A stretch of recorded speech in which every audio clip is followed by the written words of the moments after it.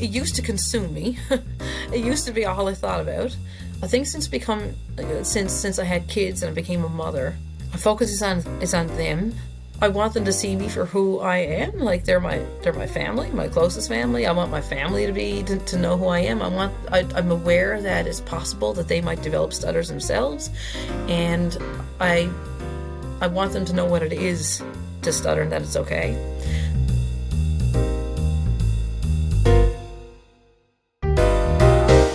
Welcome to Some Stutter Law, Newfoundland and Labrador's first podcast about living with Asian differences. It is a production of the Communication Collaborative and is in solidarity with the Newfoundland and Labrador Stuttering Association. My name is Greg O'Grady. I am a person who stutters and your host. Some Stutter Law is a unique opportunity for us to discuss topics, experiences, and perspectives on what it is like to live with communication differences, to live with a disability, but also to uplift and inspire, to rebuild confidence through inclusive language and themes, and to instill hope by dismantling myths, stigma, stereotypes, and barriers surrounding speech, language, and disability challenges. Some Stutter Law is a safe space to speak and to own your truth, a safe space to communicate differently without the fear of being judged or feeling shame. If you only get one thing from this podcast, we hope it's this. It's okay to stutter and it's okay to communicate differently. It's not how we communicate that's important, it's the message that's important. So let's communicate differently without the need to ask permission or to apologize for being you. For more information about the Communication Collaborative or this podcast, you can find us on somestutterlaw.ca. Today, Some Stutter Law welcomes Amanda Tiller-Hackett. Amanda is a Humanities collection librarian at the Queen Elizabeth II Librarian at Memorial University of Newfoundland. A wife and mother to two beautiful children, Anna 4 and Nathaniel 15 months. One of her collection areas is linguistics, and her interest in the subject area stems in part from her own stutter that follows her through life. While it has become more or less managed in adulthood, fluidity will probably always be something Amanda has to work for.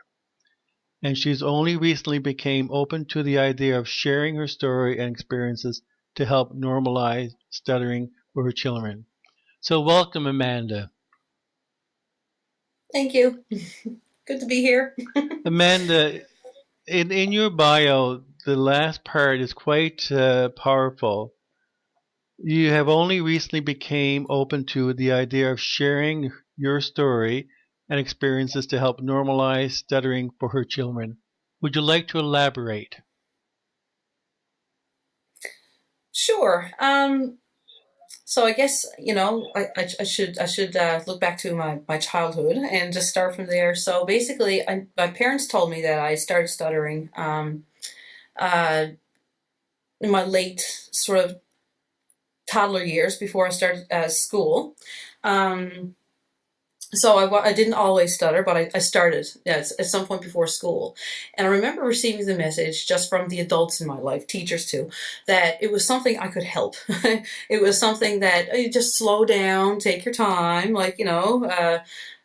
choose your words carefully, just slow down. And it was something that I could resolve on my own. That's the impression that I got. And so I took it upon myself to solve my own problem, I guess, in early childhood. I remember that distinctly. And I don't blame anybody. I think it was just a sign of the time. It's just a lack of understanding about the issue. So, so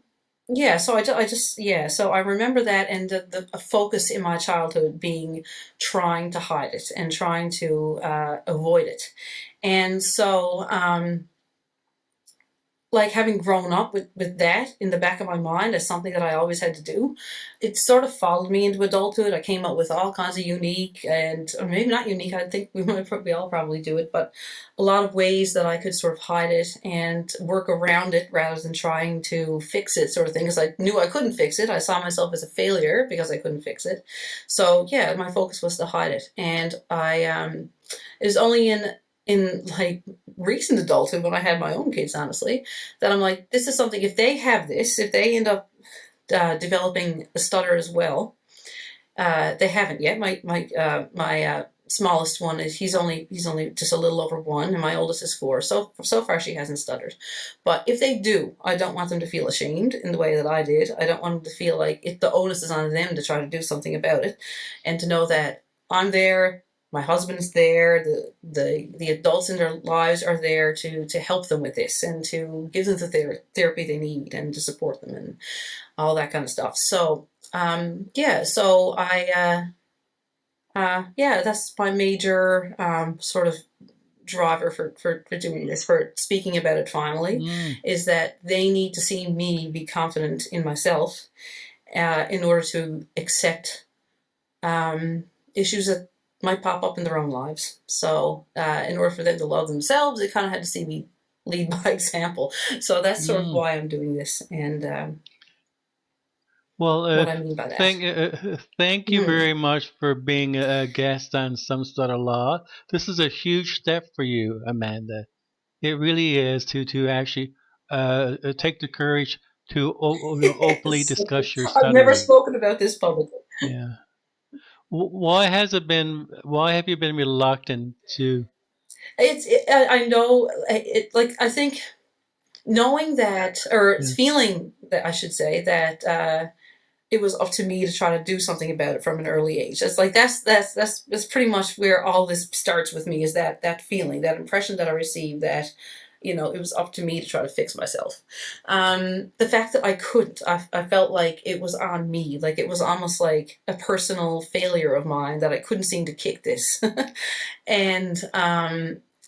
And so there's a shame behind that. I felt like I was failing myself somehow. Like, why can't I stop doing this? And I know the logical part of me has always known that I couldn't help it, that it's a disorder that I have no control over. I can control it, I can manage it, but it'll never leave me.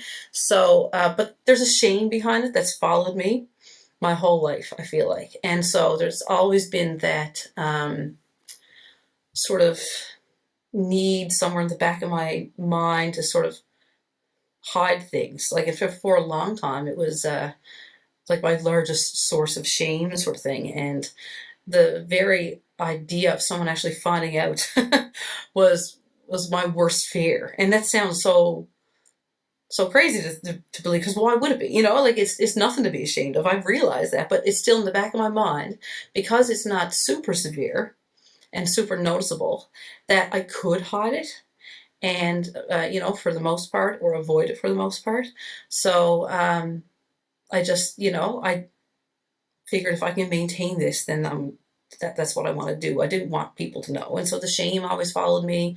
um but there came a point when it's like, okay, it's stressful to live that way, and to always feel like you're hiding and you can never be your true self, and afraid of how people will react when they find out.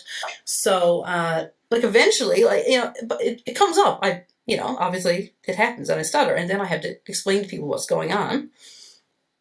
And then, so eventually, as I got older, I realized that the world didn't come to an end when people found out.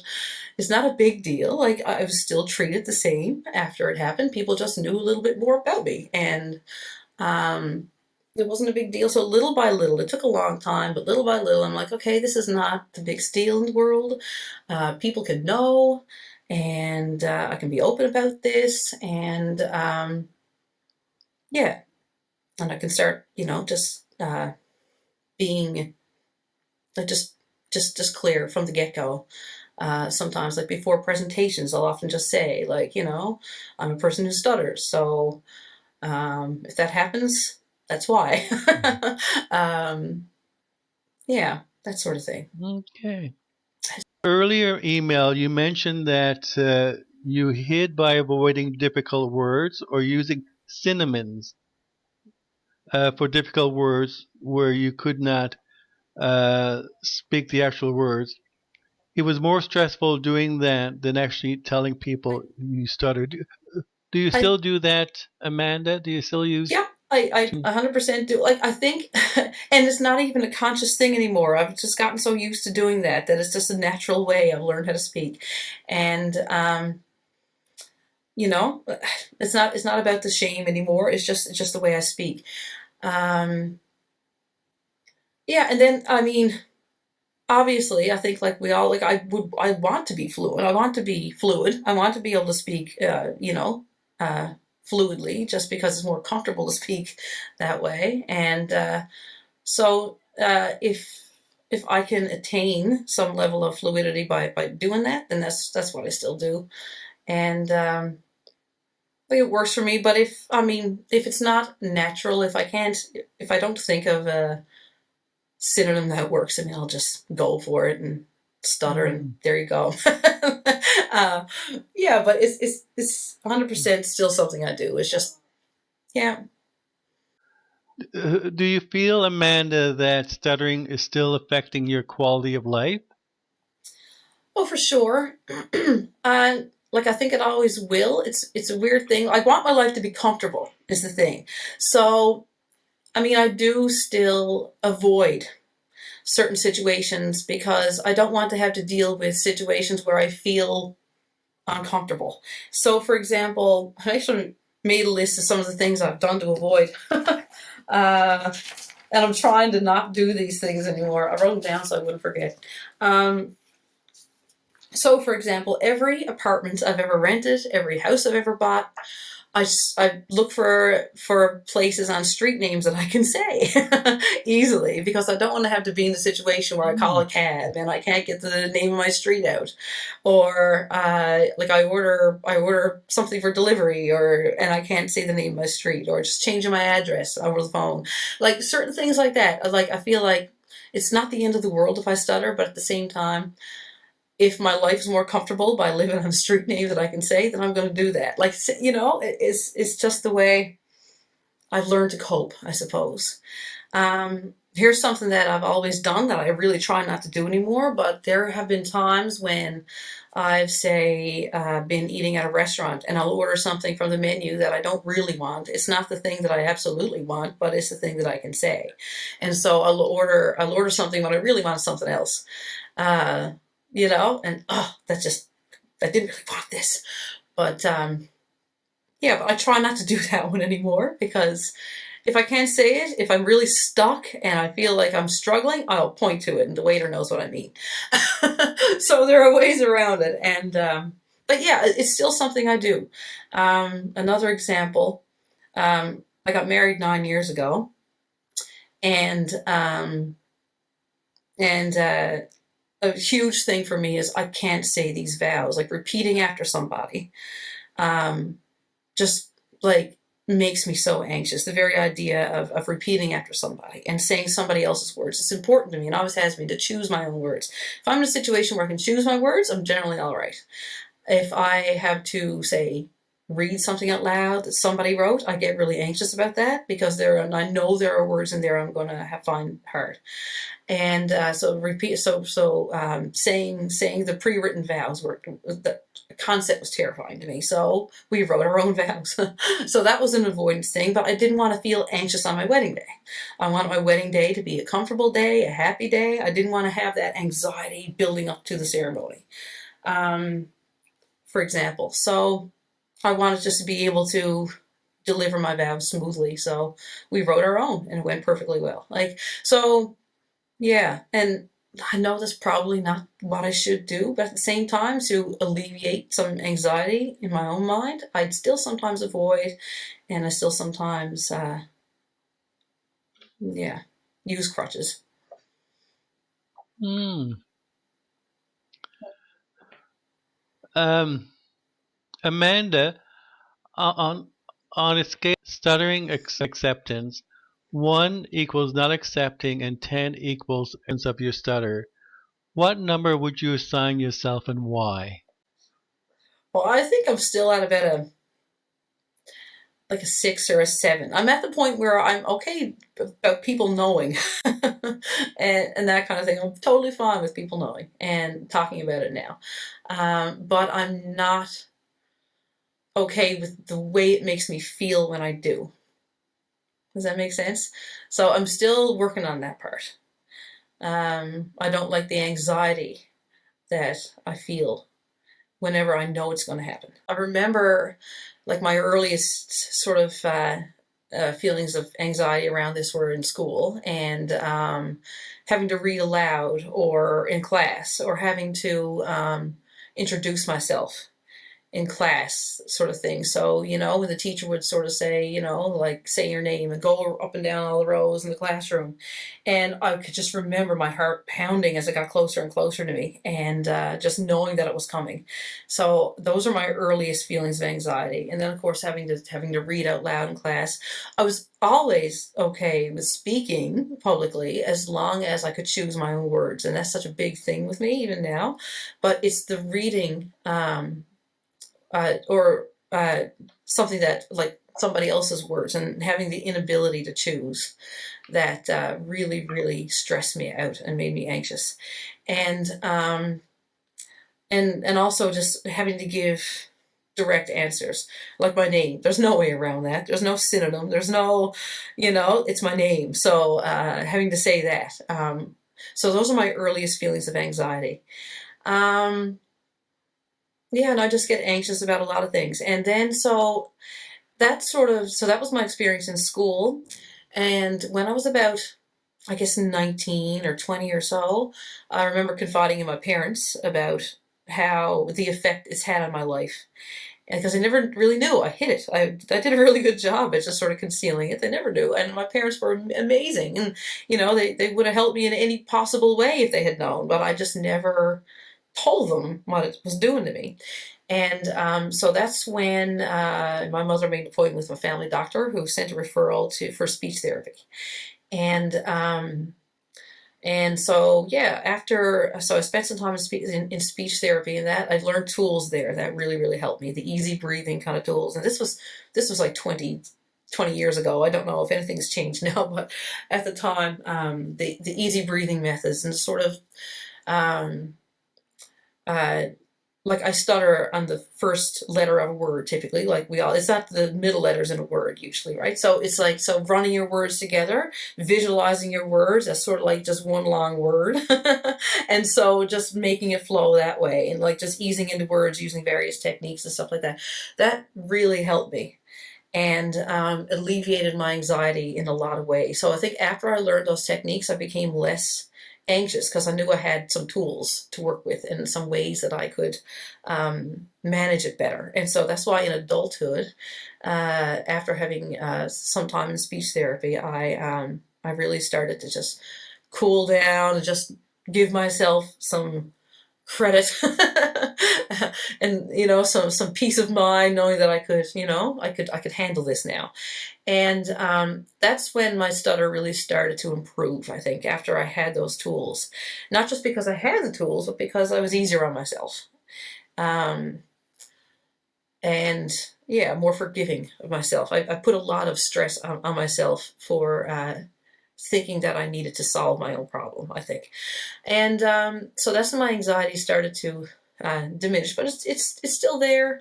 It still happens. Like in settings where I feel like I need to be perfect doing this, like I put a lot of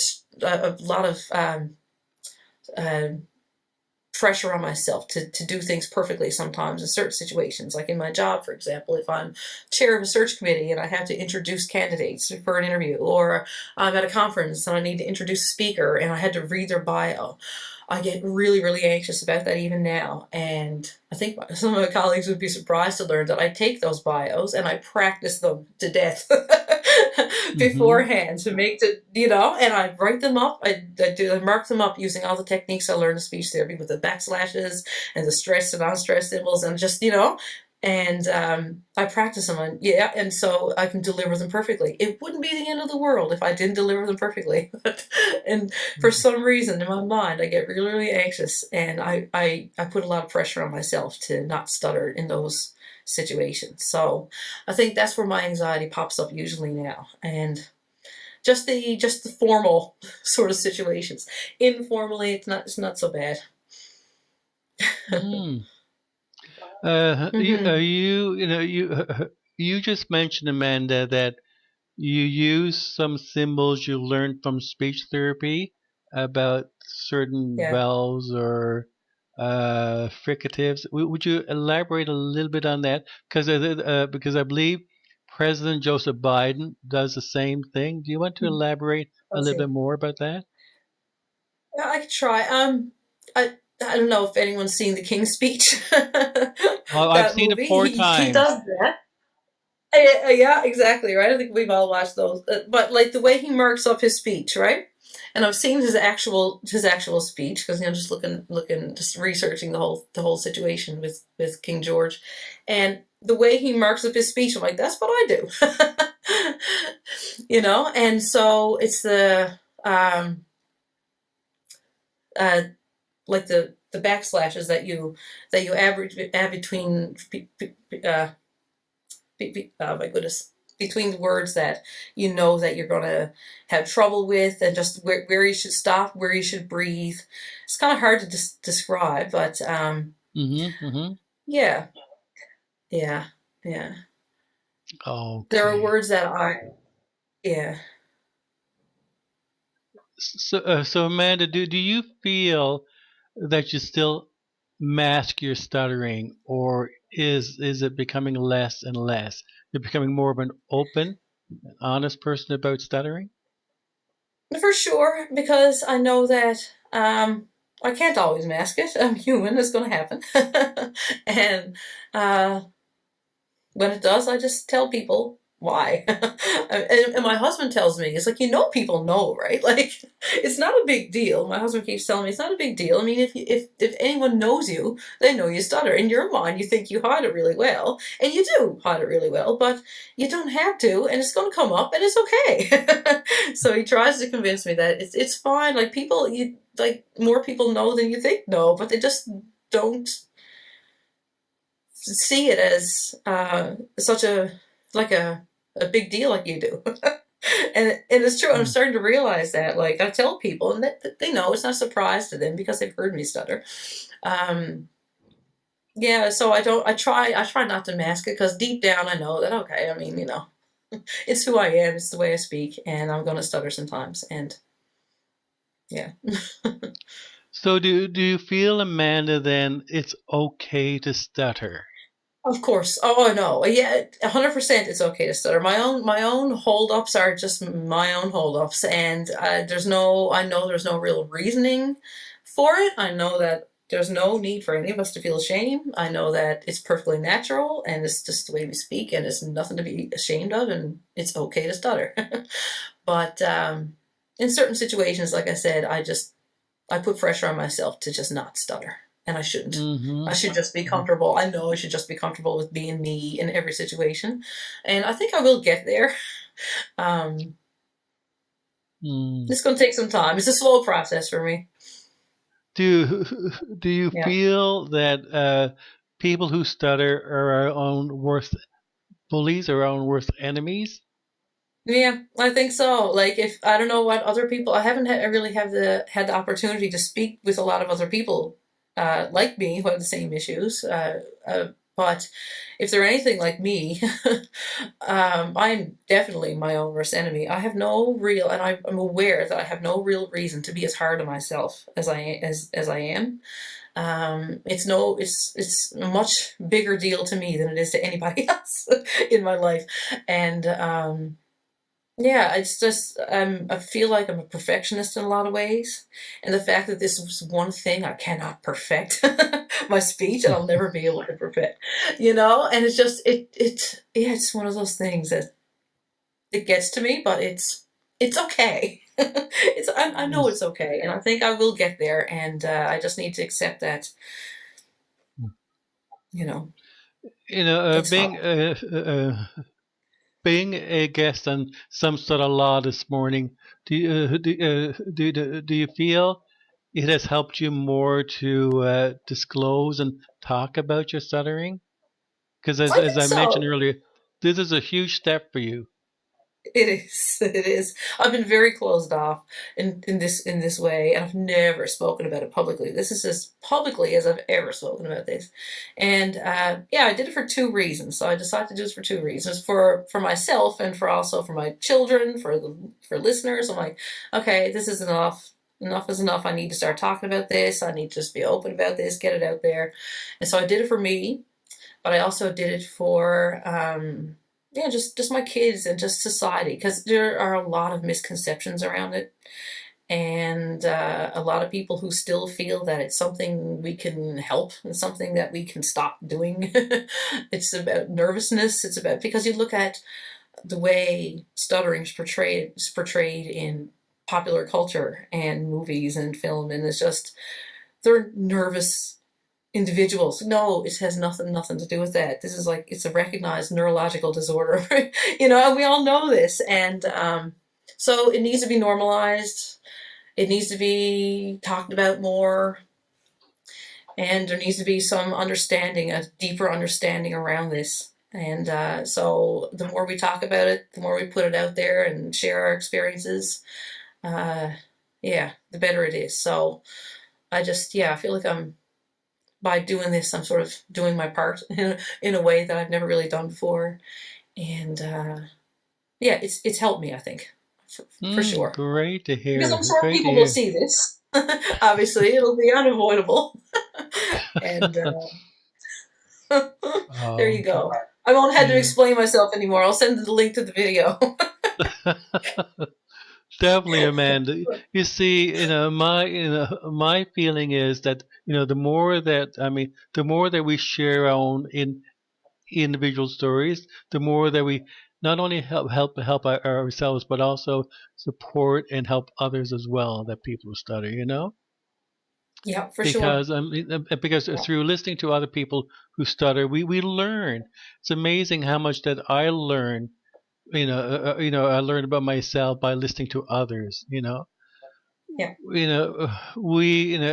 as people who stutter have similar stories, but each in our each of our stories are so unique and some and different, but needs to be honored. Do you yeah, agree? it's so true. I absolutely agree. And I've been watching this podcast more so lately leading up to this, and I just returned from maternity leave. And so since I've returned from maternity leave and started working again, I started watching this podcast. And so I often watch it at night. My husband's sitting next to me in the living room, and I'm watching this and I go, yes, yes, I know. Like, and when someone would say something that is so familiar to me, and it's just a sense of camaraderie in a weird way. It's really cathartic and really therapeutic almost to watch this podcast and hear other people's stories and to know that, okay, it's not just me. The things that I've done my whole life are the things that other people with stutters do and or have done. And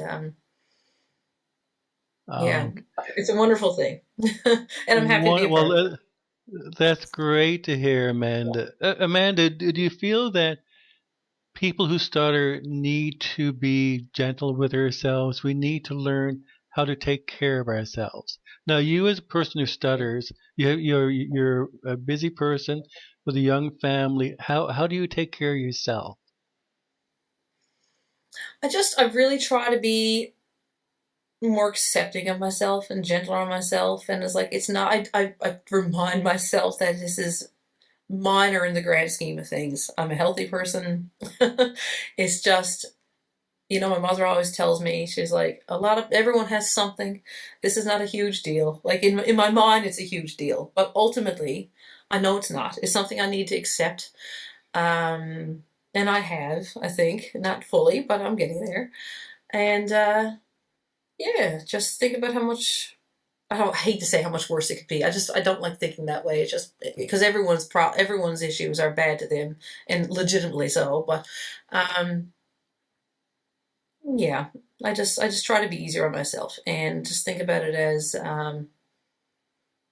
something I am, something I do, and it's not a Mm. big deal. It doesn't lessen who I am as a person. It doesn't.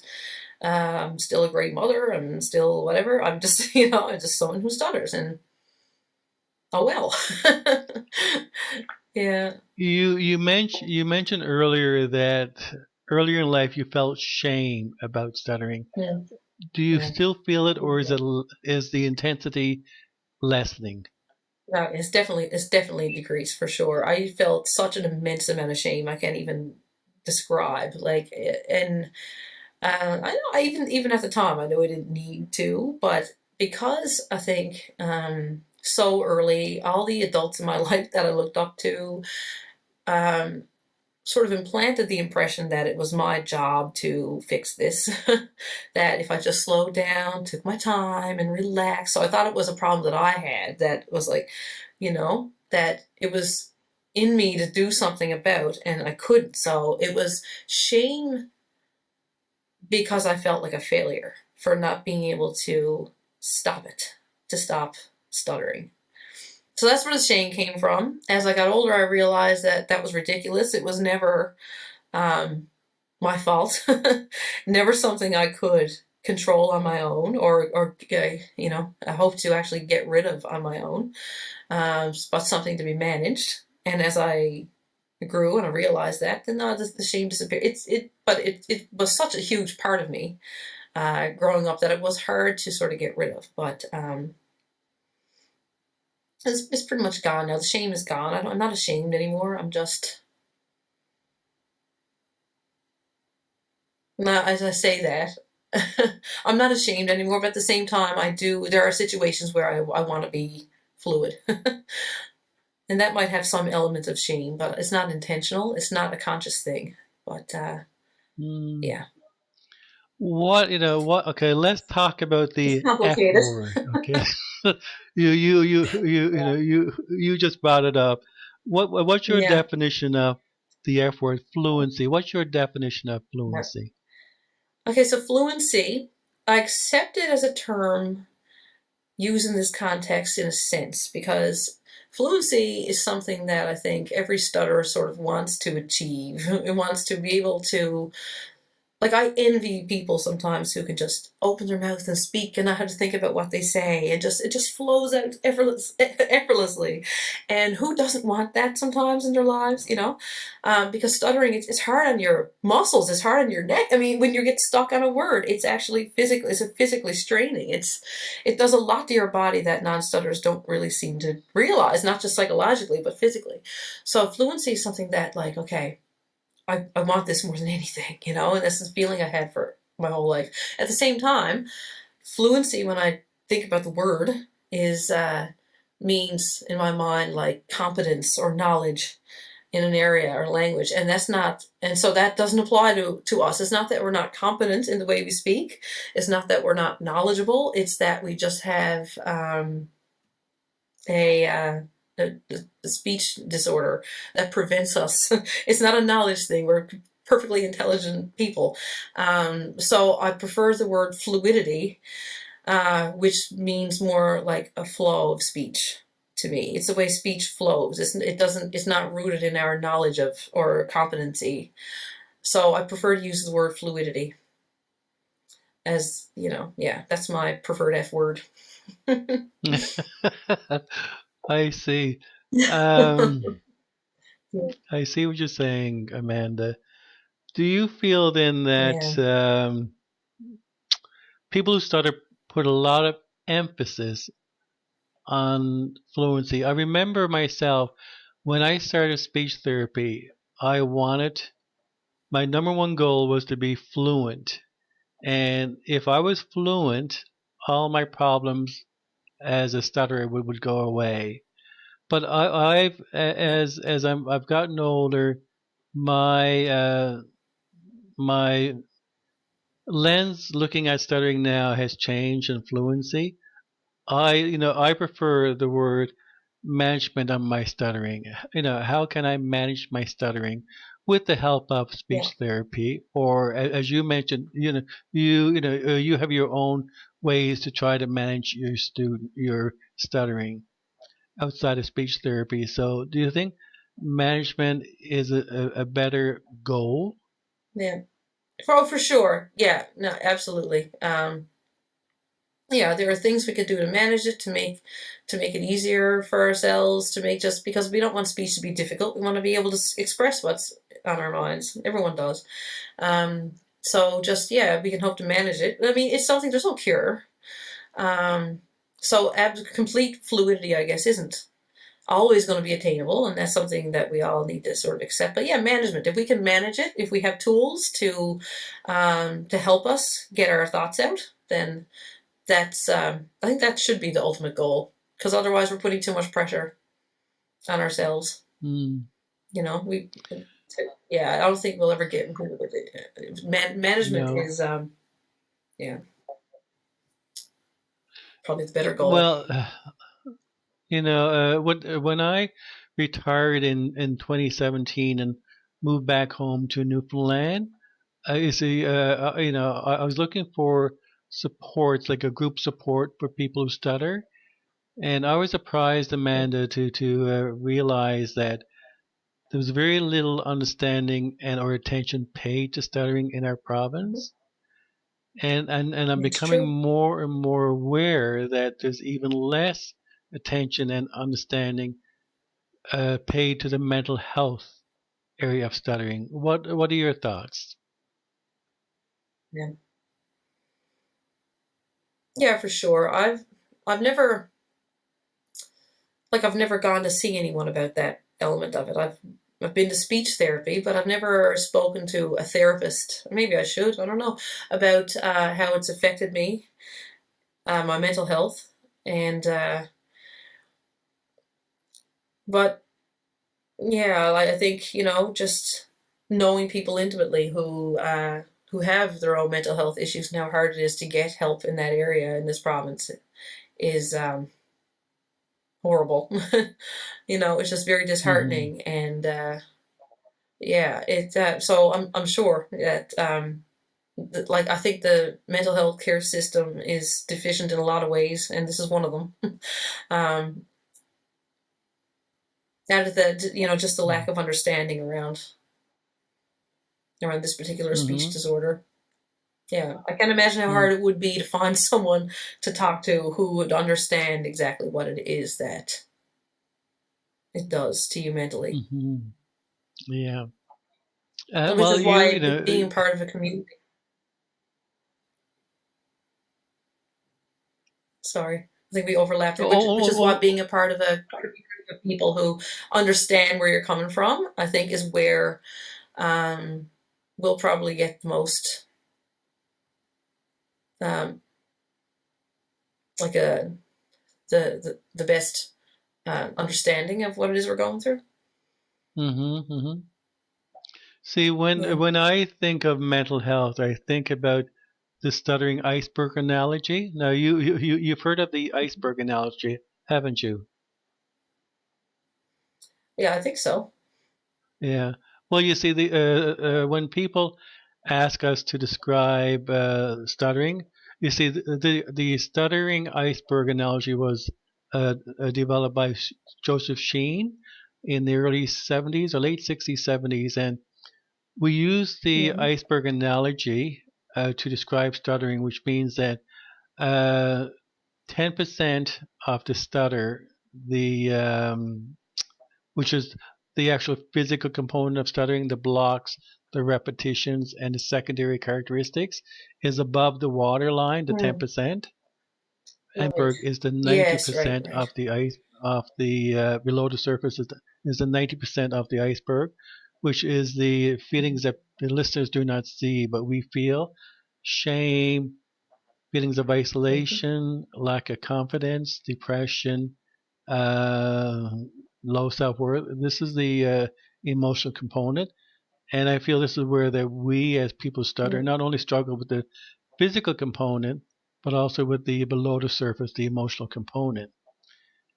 And For sure. so Joseph Sheen said it's 10% above the surface, 90% below the surface. But I feel, this is Greg O'Grady talking, the physical component is 1%, the emotional component is 99%.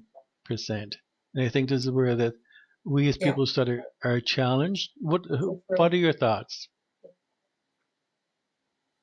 Oh yeah, I mean, yeah. There's what people see and what people don't, and what happens inside of you. The effect that it has is like I can't. I don't think I'd ever be able to fully describe it. Not even to my husband, not to my closest friends. It's like the the role it's played in my life and how I see myself and how I've always seen myself and just how I react in every situation. And it's huge. Like if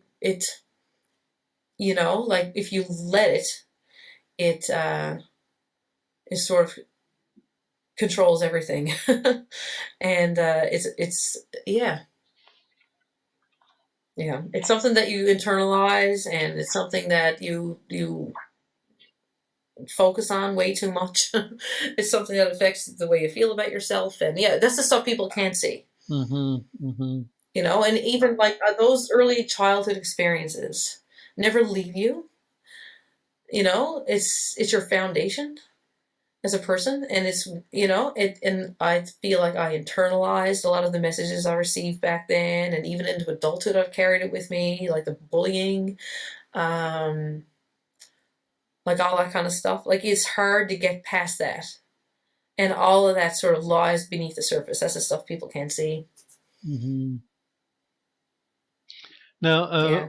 my next question is a $64 question. Okay, I Hmm. I was recently introduced to a stutterer and author, Catherine Preston, and she said this. Hmm. Stutterer and author Catherine Preston asked this intriguing question: if my stutter was the most truthful and sincere part of me, then what did I mean to try and change that voice? She speaks about authentic voice. Do you feel your stuttering is Okay. your authentic voice? Now, this is a big question. Yeah, it is a big. So sorry, that quote again. So what did she say? She said Okay, that if it she was the most said, authentic part of her. if my stutter was the most truthful and sincere part of me, then what did I mean to try and Yeah. change that voice? She speaks about authentic voice, and I believe she talks about whether she would correct her voice or just be a person who stutters. Right. Right. Yeah. Yeah. Hmm. Yeah, that's a big question because it's a part of okay. So it's a part of who I am. It's a part of the way I speak. But is it my authentic voice just because it's who I am? Because it wouldn't be my authentic voice if I didn't have this impairment or whatever you want to call it. I think there's a voice inside of me that um,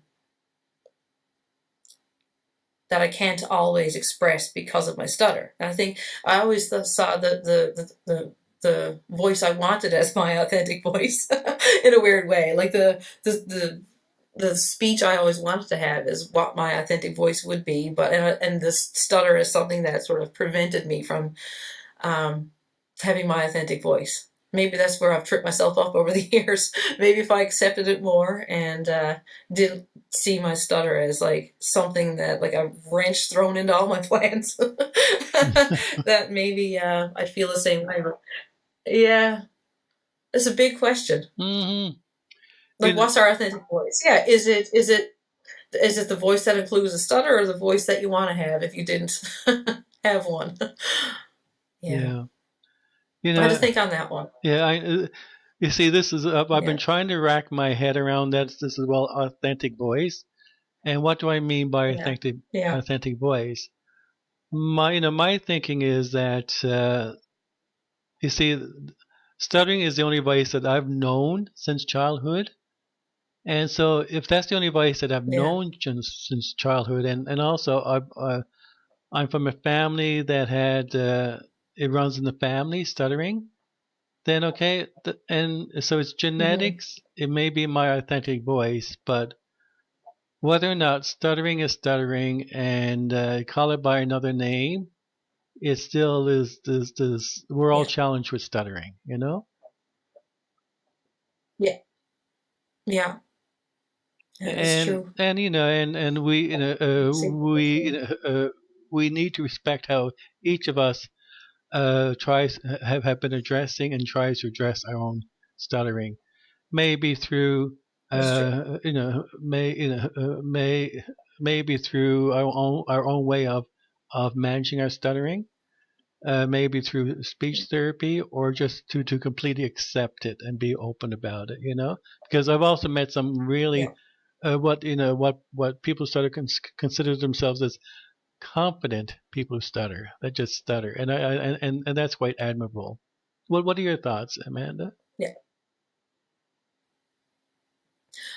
Yeah. Like, um, it comes back to like the fact that we none of us deserve to feel any shame about this. Is completely natural and normal, and we have no reason to be embarrassed about it. And it doesn't speak a thing about our intelligence or our capabilities as people or anything at all. And so, to just own it and just live your life and, um, openly stutter, and that's like very admirable and, something we should be proud of. And to call that our authentic voice, I think is a very admirable thing to do. Is that what you're asking? Sure, So, just your uh, thoughts. Yeah. yeah. Um, yeah, I know there's like a question out there about, oh, if it's okay to stutter, then why even do speech therapy kind of thing? And, I guess that sort of factors in there too. Um, should we try to, manage it, or should we just accept it as a part of who we are? I personally find the tools I learned in speech therapy to just make my life a little easier, because I do want to be able to speak freely and not struggle in that way, Hmm.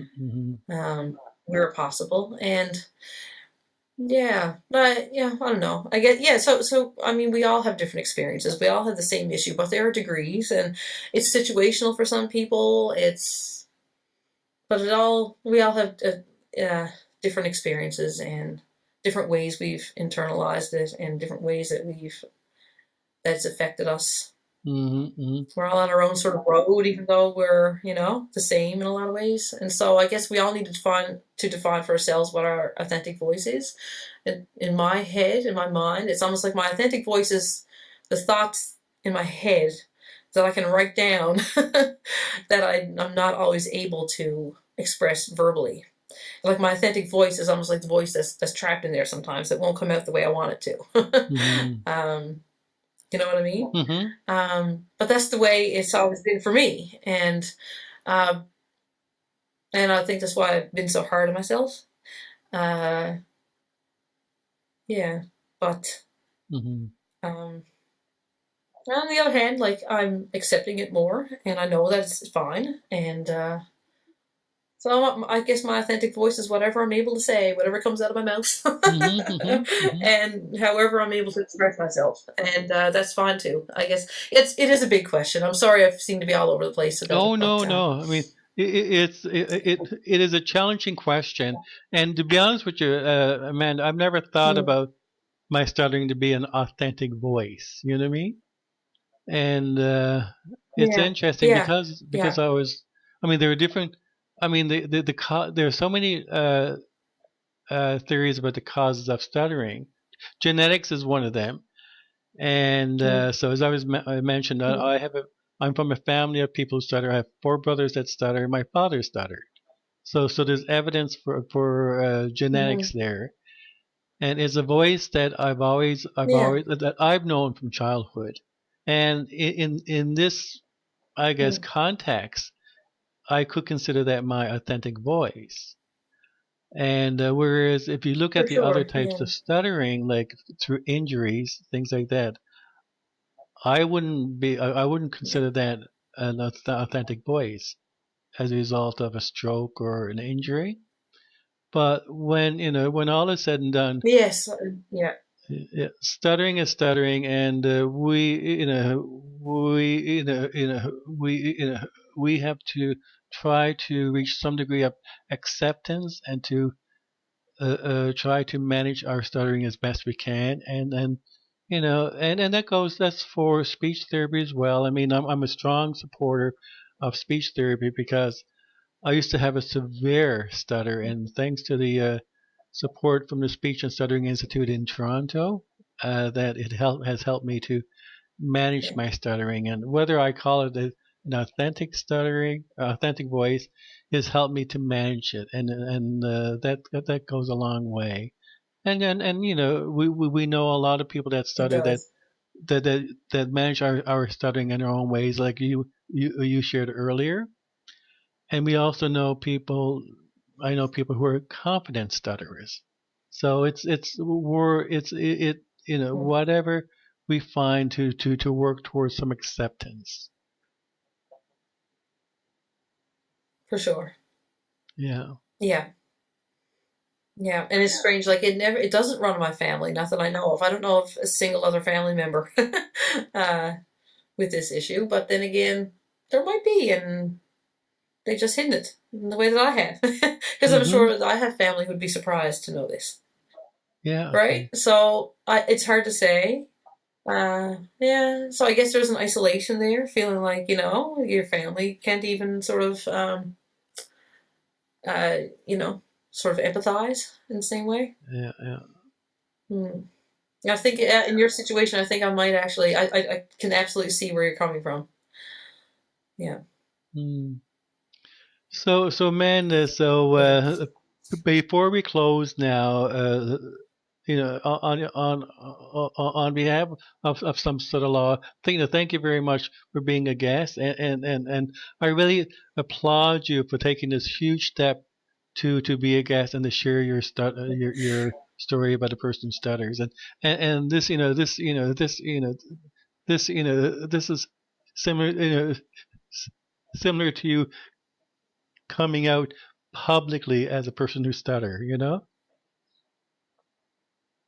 Thank you so So much. It was huge, thank but I you. feel good about Oh, good. it. So It's good. so Amanda, Yeah. Thank you so much for having me.